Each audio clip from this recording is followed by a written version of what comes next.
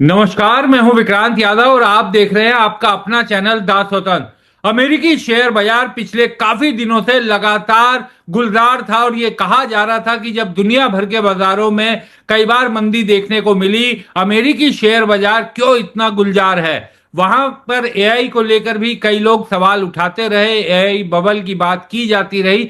तो क्या कारण है कि वहां पर बड़ी गिरावट देखने को मिली। उससे बड़ी सोने चांदी में एक बड़ी गिरावट आई। सोने में करीब 3.25% से ज्यादा और चांदी में करीब 8.25% से ज्यादा गिरावट रही। क्या अब इस गिरावट का असर भारतीय शेयर बाजार पर भी पड़ेगा और क्या है अर्थव्यवस्था की असली तस्वीर।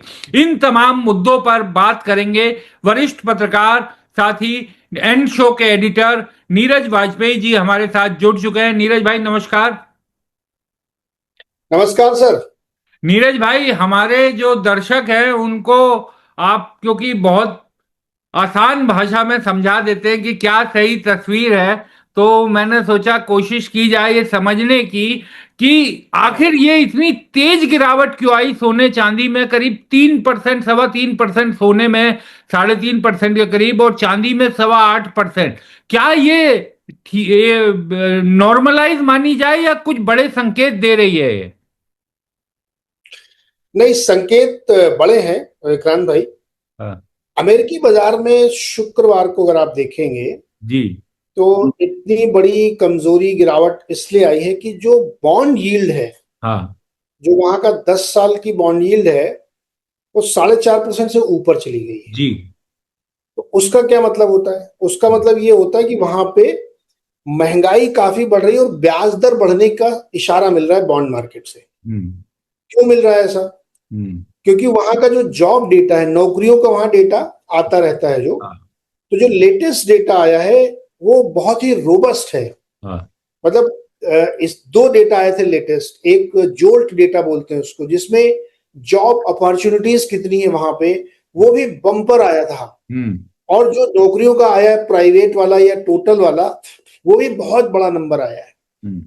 तो जब जॉब मार्केट इतना हीट कर गया है वहां पे कि नौकरियों में बहुत ज्यादा दिक्कत नहीं है या हम्म। बहुत सुपर मार्केट है, तो महंगाई बढ़ने का खतरा बढ़ जाता है। हम्म। और बॉन्ड मार्केट उसका नोटिस लेता है। इसलिए आपने देखा होगा कि वहां की जो बॉन्ड यील्ड है 10 साल वाली, हाँ। वो 4.54% है। हम्म। 30 साल की वहां जो बॉन्ड यील्ड लोग ट्रैक करते हैं, वो भी 5% के करीब पहुंच रही है। हाँ। तो काफी ज्यादा जो बॉन्ड यील्ड जब बढ़ जाती है, तो उसका साफ संकेत होता है कि फेडरल रिजर्व यानी वहां का जो हाँ। आरबीआई है, हम्म। उसके सामने रेट कट तो भूल जाओ आप, हाँ। रेट हाइक की संभावनाएं बन जाती हैं। हाँ। तो अभी 18 जून को उनकी पॉलिसी का हाँ। अनाउंसमेंट आया जो अपने यहाँ है। तो अभी बढ़ाएंगे कि नहीं बढ़ाएंगे या किस पॉलिसी में बढ़ाएंगे, वहां भी हर 50 दिन में पॉलिसी आती रहती है। तो अब जो टोटल पॉसिबिलिटी बन रही है कि वहां रेट हाइक हो सकता है। हम्म। अभी तक दुनिया में बहुत सस्ता पैसा चल रहा था, रेट कट कट के होता था। हम्म। अब रेट हाइक की बात होने लगी है। हम्म। तो उसकी वजह से आपका गोल्ड भी गिरा, हम्म। मार्केट भी गिरा। हाँ। और सोना चांदी ये सब इसलिए गिर रहे हैं क्योंकि डॉलर इंडेक्स देखिए आप 100 पे पहुंच गया है। हाँ, 100 पार हो गया, बिल्कुल। तो जब भी डॉलर मजबूत होगा, हम्म। सोना गिरेगा। तो डॉलर अब 100 पे पहुंच गया है। डॉलर क्यों 100 पहुंच गया है? क्योंकि उसको दिख रहा है कि अब ऑप्शन नहीं है, रेट हाइक होगी। तो जब भी रेट हाइक होता है, करेंसी बढ़ती है। अगर कल अगर अपने यहाँ शुक्रवार को हाँ। आरबीआई ने रेट हाइक कर दिया होता, हाँ। तो अब तो रुपया और ज्यादा मजबूत होता। हम्म। लेकिन रेट हाइक किया नहीं उन्होंने। हाँ। तो अपने यहाँ उतना नहीं हुआ जितना एक दिन में हुआ था। वो जो और ओवरसीज मार्केट चल रहा वहां पे वो उतना कमजोर हो गया रुपया। हम्म। अब वो 40 पैसे बचा है केवल। तो अमेरिका में जो कल हुआ वो इसलिए हुआ है। एक कारण तो ये है। दूसरा कारण ये है कि जो एआई ट्रेड की वजह से बहुत ज्यादा वहां पे रनअप था, हम्म। वो थोड़ा सा टाइमिंग के लिए इसलिए ठंडा हो रहा है क्योंकि वहां 12 जून को एक बहुत बड़ा आईपीओ आ रहा है। नाम सुना अच्छा। होगा आपने, स्पेस एक्स, जी। जी। एलॉन मस्क की कंपनी है। वो हम्म। $75 बिलियन का आईपीओ है। हम्म। 75 बिलियन डॉलर, मतलब आप सोचिए कितनी बड़ी रकम होती है। लगभग लगभग 7 लाख करोड़ का आईपीओ है खाली। और ऐसे 3 आईपीओ आने हैं बैक टू बैक। अच्छा। इसके बाद ओपन एआई का आएगा, उसके बाद एंट्रोपिक का आएगा। हाँ। तो काफी बड़ी रकम थोड़ा उस तरफ भी जा रही है। हम्म। इसलिए भी सेकेंडरी मार्केट, जिसको जो ट्रेडेड मार्केट है उसमें दबाव देखने को मिला। हाँ। लेकिन इन दोनों के बाद मैं ये कहना चाहूंगा कि यूएस की जो एआई की पूरी स्टोरी है, टेक्नोलॉजी वाले स्टॉक की रनअप है, इसमें कोई पूर्ण विराम नहीं लगा है, ये भी और चलेगी। कंपनियों की अभी वो स्थिति नहीं कि कोलैप्स जैसा दिखे आपको, ये एआई स्टोरी खत्म, ऐसा कुछ नहीं है, वैसा नहीं है। हाँ, ये सब करेक्शन बीच बीच में आते रहते हैं। कोरिया का मार्केट एक एक महीने में डबल हो रहा है, हाँ।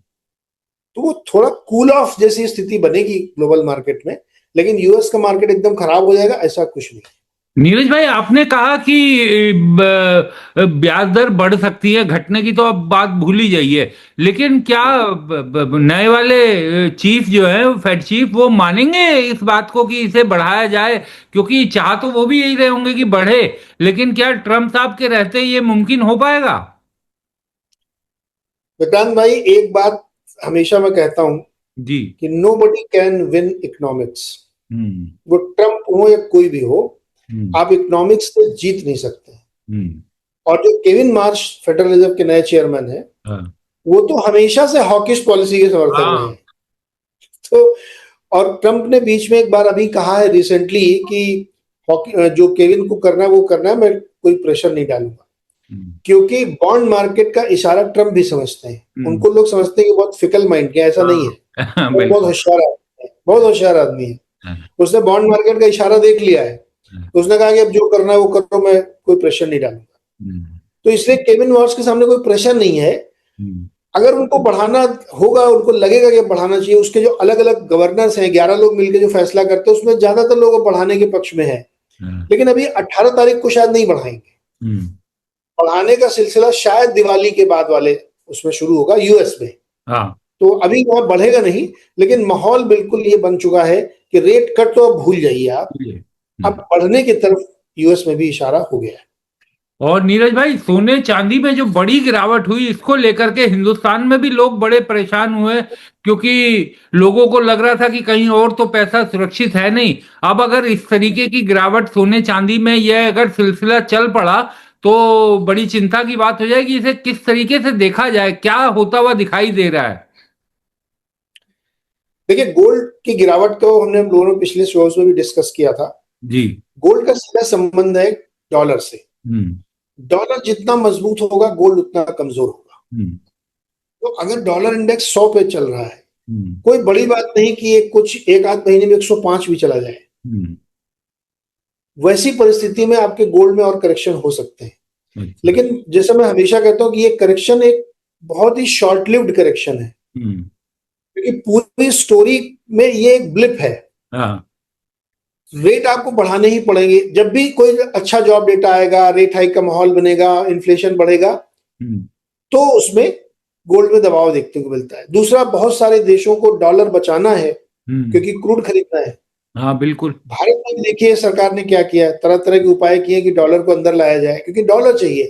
तो डॉलर की डिमांड जब तक बढ़ी रहेगी, तब तक आपका ये गोल्ड सबड्यूड रहेगा, प्रेशर में रहेगा और करेक्शन भी आएगा। लेकिन अगेन मैं रिपीट करता हूं कि गोल्ड के निवेशकों को चिंता नहीं करनी चाहिए। भारत के संदर्भ में भी आप देखिए, हमारे यहाँ भी क्या हो रहा है, हमारे यहाँ भी अब रेट हाइक का माहौल बन गया है। जो पॉलिसी आई है हमारी, उसको बहुत गौर से आप देखिए।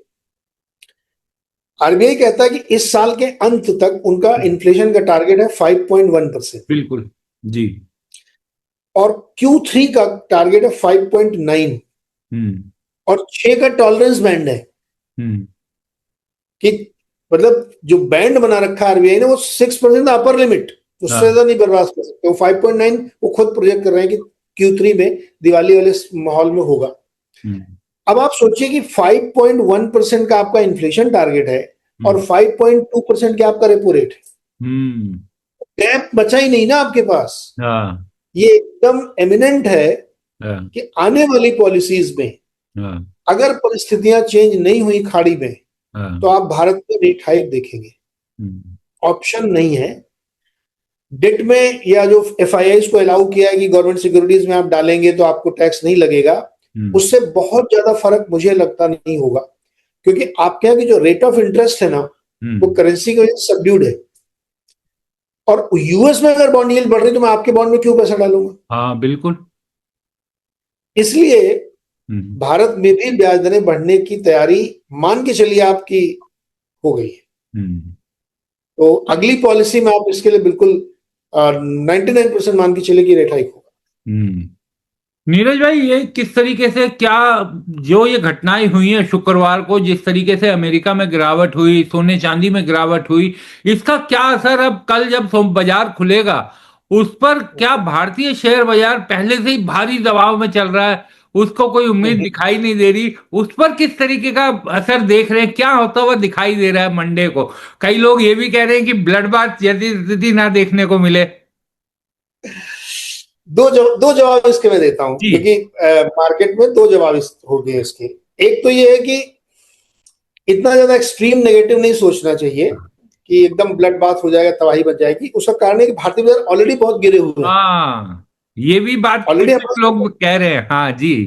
इतना हाँ, ज्यादा करेक्शन ऑलरेडी हम ले हाँ, चुके हैं कि हाँ, ऐसा ब्लड बाथ जैसी सिचुएशन शायद नहीं बनेगी।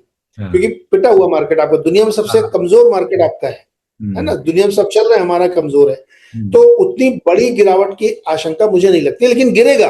हम्म, गिरेगा, लेकिन उतनी बड़ी गिरावट की आशंका नहीं है। हम्म, तो इसलिए उसको थोड़ा सा पैनिक के मोड से ना देखें, और करेक्शन होगा लेकिन उतना बड़ा नहीं होगा। हम्म, दूसरा जवाब इसका यह है कि हमारे, अगर ये घटना नहीं भी होती, मान लीजिए हाँ, यूएस मार्केट इतना नहीं भी गिरते, हम्म, तब भी हमारा मार्केट शेकी ग्राउंड में है, वीक है हमारा मार्केट।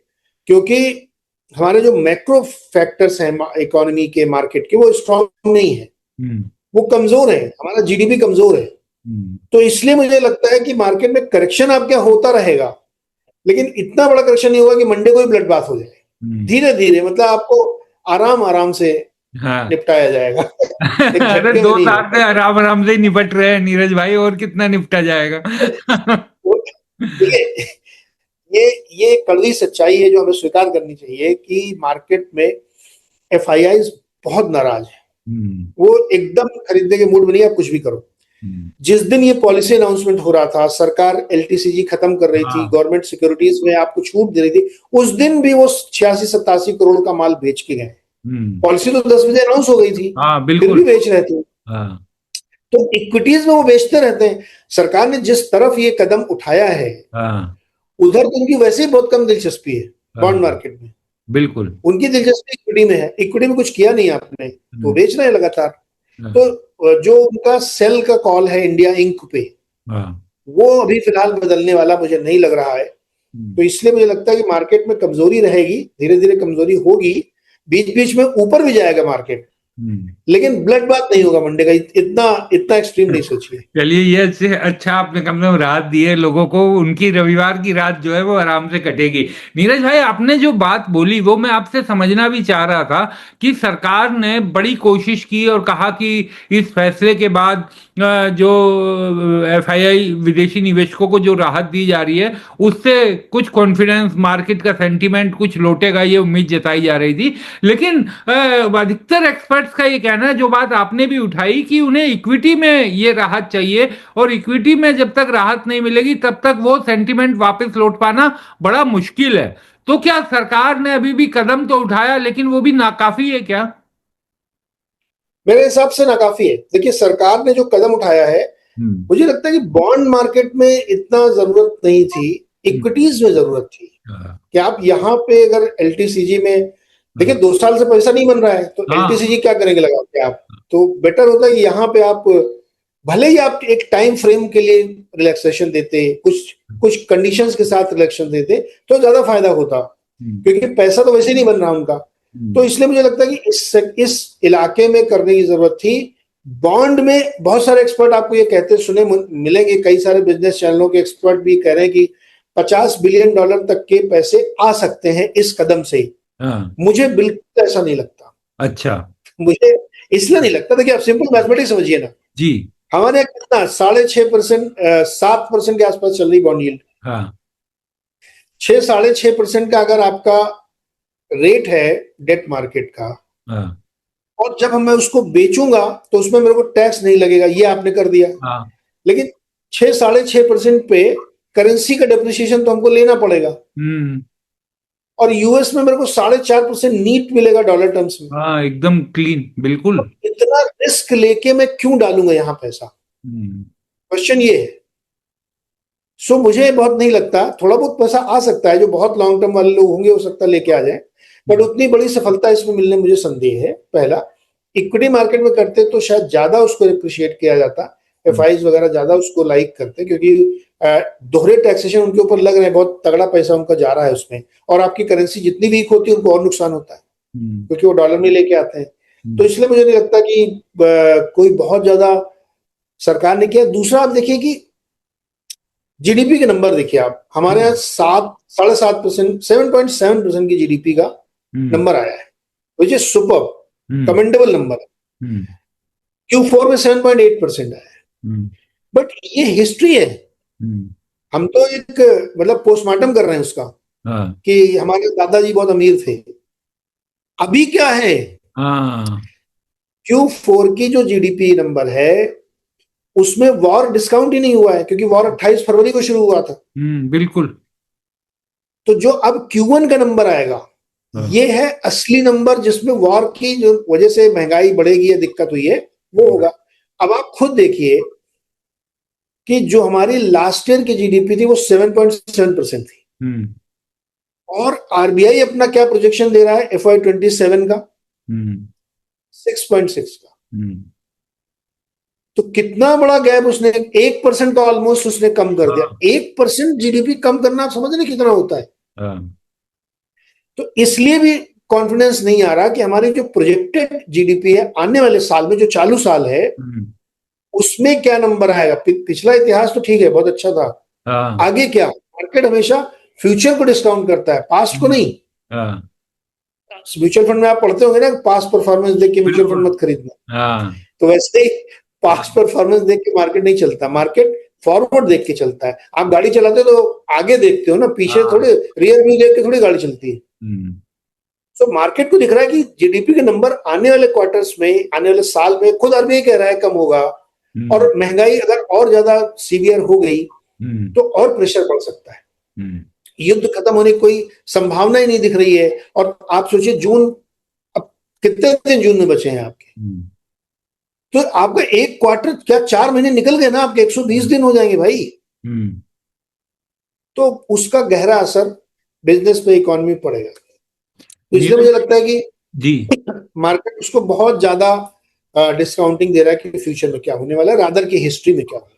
मैं इसी को थोड़ा सा और समझना चाहूंगा नीरज भाई, क्योंकि ये देश के लोग ना, जनता भी, और हमारे जो व्यूअर हैं दास स्वतंत्र के, वो तो सामान्य लोग हैं हमारी ही तरह, और वो चाहते हैं कि उन्हें एक सही तस्वीर पता चले कि क्या हो रहा है। हालांकि वो सब झेल रहे हैं तो उन्हें मालूम तो है ही, लेकिन एक तरफ राहुल गांधी नेता विपक्ष ये कहते हैं कि आर्थिक सुनामी आने वाली है देश में, और दूसरी तरफ सरकार की तरफ से प्रधानमंत्री नरेंद्र मोदी नंबर्स को दिखाकर कहते हैं कि सब एकदम सरकार की तरफ से अगर देखा जाए तो एकदम गुलाबी फाइलें, सब कुछ एकदम ठीक है।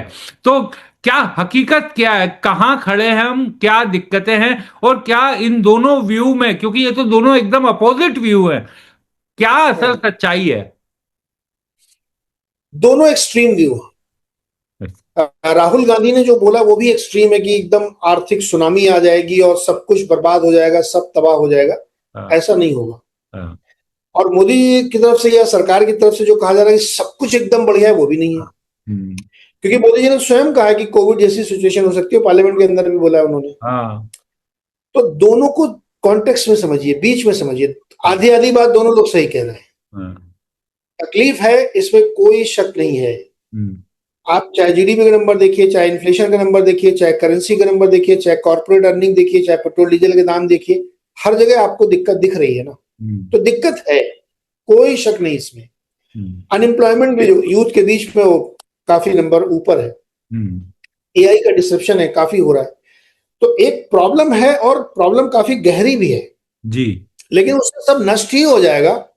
ये पॉलिटिकल स्टेटमेंट, अब राहुल गांधी राजनीतिज्ञ हैं तो वो ऐसा स्टेटमेंट देंगे, उनको बनता है, उनको सूट करता है ये। तो सिचुएशन गंभीर है, बिल्कुल है, सही है। आगे समस्या और बढ़ भी सकती है, ये भी बिल्कुल सही है। तकलीफ हो सकती है, ये भी बिल्कुल सही है। लेकिन सब मटिया मेट हो जाएगा, ये सही नहीं है। दूसरी तरफ जो सरकार कह रही है कि बागों में बहार है, वैसा भी नहीं है। अपने स्टेटमेंट में वो 2 बार, एक बार अच्छा बोलते हैं, एक बार बुरा बोलते हैं। तो पॉइंट यहाँ पे है कि तकलीफ है, लेकिन उसको सुधारने की जो कोशिश चल रही है, हाँ। अगर और तेज हुई तो ज्यादा बेहतर हो पाएगी। मेरी इसमें एक थोड़ी सी आलोचना कह सकते हैं आप कि सरकार बहुत प्रियम्पटिव नहीं है। हाँ। मतलब उसको जितना वॉर फुटिंग पे काम करना चाहिए था शायद उतना नहीं कर रही, और तेजी से काम करें, क्योंकि ये स्पेशल सिचुएशन है। मैंने आपसे आपके चैनल पे ही कहा था कि पेट्रोल डीजल के दाम बढ़ेंगे, उसके बाद से देखिए लगातार मेरा अनुमान था कि 29 अप्रैल को बढ़नी चाहिए, लेकिन 29 को न बढ़ के भाई 4-5 दिन बाद बढ़े, और उसके बाद लगातार बढ़ रहे हैं। तो आई एम हैप्पी कि वो काम करें। मुझे लगता है कि जहां जहां रेट, जैसे आरबीआई को रेट हाइक करना चाहिए था, उन्होंने नहीं किया है तो रिस्क लिया है, रेट हाइक करना चाहिए था। तो सरकार को थोड़ा सा कड़वी दवाई लेनी पड़ेगी, और जनता को भी समझना पड़ेगा कि कड़वी दवाई लेनी पड़ेगी, क्योंकि ये स्पेशल सिचुएशन है। अगर आप नहीं लेंगे, सब कुछ ऐसे ही चलता रहेगा, और विपक्ष के दबाव में आप कोई टफ फैसला नहीं लेंगे, तो सिचुएशन और खराब होगी। तो इसलिए मुझे लगता है थोड़ा सा प्रिएम्प्टिव एक्शन की जरूरत है। नीरज भाई, एक और चीज थोड़ी समझाइए कि जो सरकार, जो महंगाई के आंकड़े आए हैं आरबीआई के, जनता का ये कहना है कि जब वो बाजार में जा रहे हैं और सामान खरीद रहे हैं तो उसमें बहुत ज्यादा महंगाई दिख रही है, लेकिन आंकड़ों में उतनी महंगाई नहीं दिखाई दे रही। आंकड़ों में लग रहा है कि थोड़ा बहुत फर्क पड़ा है, लेकिन रोजमर्रा की चीजों में भी अगर कोई किसी का मान के चले कि अगर 30-35 हजार रुपए उसका महीने का कमाई है, तो उसके घर का खर्चा जो है वो 1,500-2,000 रुपए बढ़ चुका है। तो वो उस अनुपात, उन्हें लग रहा है कि वो जो अनुपात बताया जा रहा है वो कम है, महंगाई ज्यादा रफ्तार से बढ़ रही है। बिल्कुल सही है उनका अनुभव। महंगाई दिखती नहीं है, महसूस होती है। हाँ। महंगाई कहाँ दिखती है? आप देखो सड़क पे तो महंगाई दिखेगी थोड़ी, बट फील करते हैं आप महंगाई जब आप खर्च करते हैं तो। महंगाई का जो सीपीआई जिसको हम लोग बोलते हैं ना, कंज्यूमर प्राइस इंडेक्स, उस इंडेक्स का जो कॉम्पोजिशन है, उसमें ये फल सब्जियों के दाम का वेटेज बहुत ज्यादा है।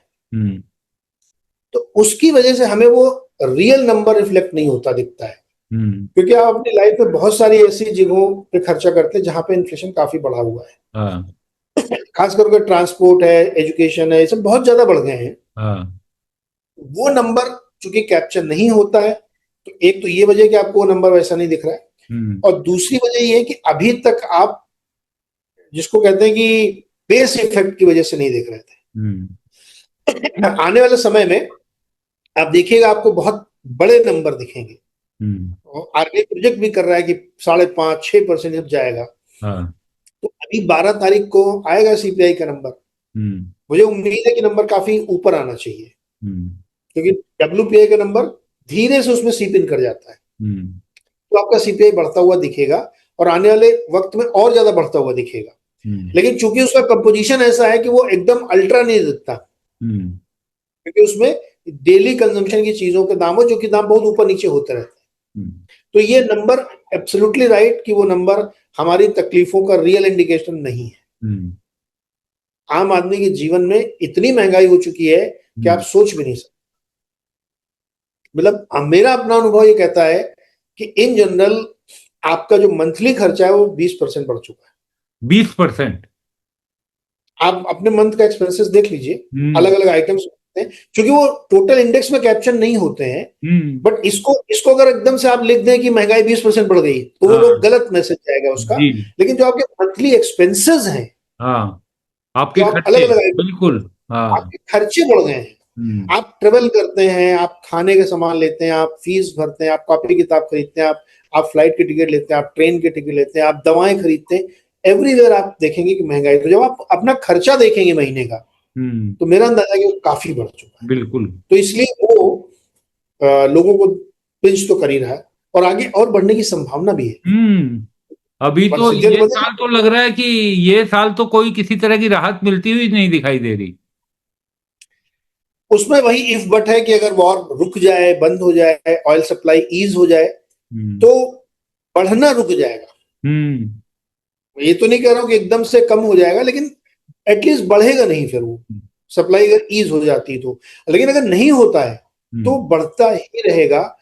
जैसे क्रूड ऑयल का दाम मुझे नहीं लगता कि 2026 में लगभग 90-95 डॉलर से नीचे आएगा कभी भी।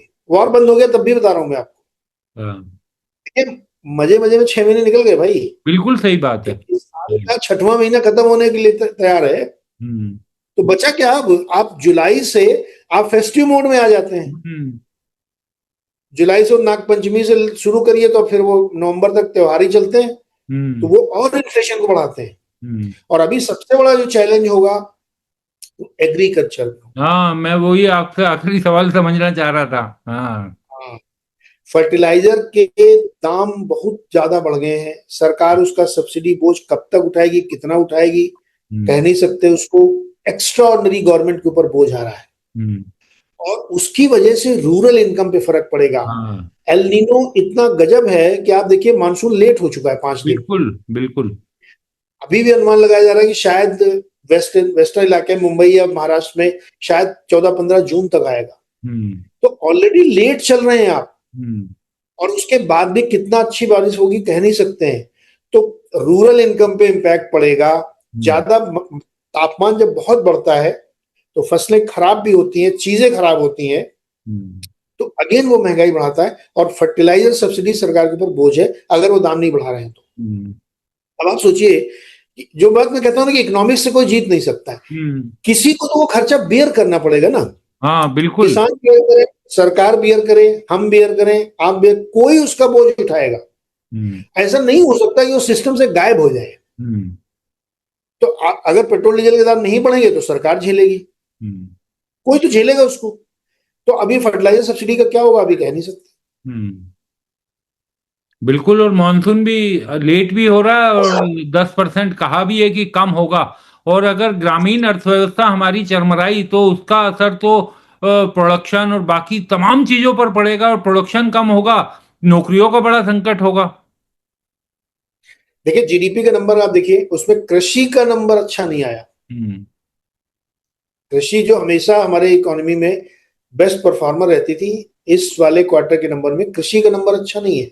हम्म बाकी सब नंबर ठीक थे, मैन्युफैक्चरिंग का नंबर अच्छा है, सर्विस का नंबर अच्छा है, कंस्ट्रक्शन का ठीक है, बट एग्रीकल्चर का नंबर अच्छा नहीं है। हम्म तो वो तो पास डेटा है, अभी फ्यूचरिस्टिक डेटा भी नहीं लग रहा अच्छा है।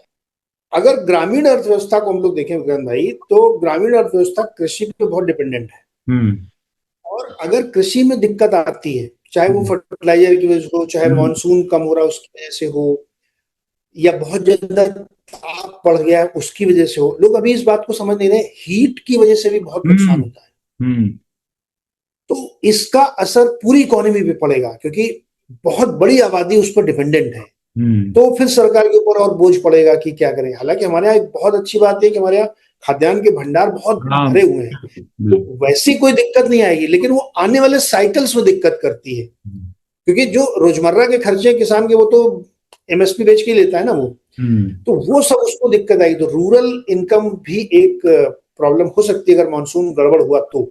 एक तो मानसून गड़बड़, ऊपर से महंगाई और खाद के दाम। हालांकि सरकार बेयर कर रही है, अभी तक नहीं बढ़ाया उन्होंने, लेकिन सरकार बेयर करेगी उसको। तो हम्म वो भी एक प्रॉब्लम एरिया हमारे लिए बनेगा, उसमें कोई दो और राय नहीं। एक छोटी सी चीज और जानना चाहूंगा नीरज भाई, बड़ी दिक्कत क्या रहने वाली है? महंगाई बड़ी दिक्कत रहेगी या कमाई बड़ी दिक्कत रहेगी? क्योंकि लोग ये कह रहे हैं कि कमाई नहीं बढ़ रही, तो महंगाई ज्यादा परेशान करेगी या कमाई ज्यादा परेशान करेगी? मुझे लगता है कि सही दृष्टिकोण होता है इसका देखने का कि कमाई। हम्म देखिए महंगाई कभी किसी को पिंच नहीं करती है, हम्म वो पिंच तभी करती है जब आपकी कमाई नहीं बढ़ती है। नहीं होती, बिल्कुल। अगर कमाई आपकी बढ़ती रहे हम्म तो महंगाई कोई चिंता ही नहीं है। हम्म लेकिन उस दिन आपको दिक्कत होती है जब आपकी कमाई कम हो गई, तो आप खर्चे तुरंत रोकते हो, इस महीने सैलरी नहीं आई तो खर्चे हाँ रोक दो। हाँ तो इसलिए महंगाई बढ़े मुझे उस पर बहुत ज्यादा चिंता नहीं होती है। मुझे चिंता होती है इनकम नहीं बढ़ रही है आपकी। हम्म तो कमाई बढ़ाने की चिंता लोगों को करनी चाहिए, क्योंकि महंगाई आपके हाथ में नहीं है, हम्म लेकिन कमाई बढ़ाना आपके हाथ में है। अगर हम्म आप उसको पर्सपेक्टिव में देखें तो हम्म मुझे लगता है कमाई, इनकम की चिंता करनी चाहिए लोगों को, सरकार को भी, कि कैसे रोजगार बनाए जाएं, लोग हम्म, ज्यादा कमाई करें। तो वो असली चिंता वो है सर। बिल्कुल। महंगाई इतनी बड़ी चिंता नहीं है। हाँ, बिल्कुल। बहुत बहुत शुक्रिया नीरज भाई, आप जुड़े, चर्चा की। बहुत बहुत शुक्रिया। धन्यवाद सर।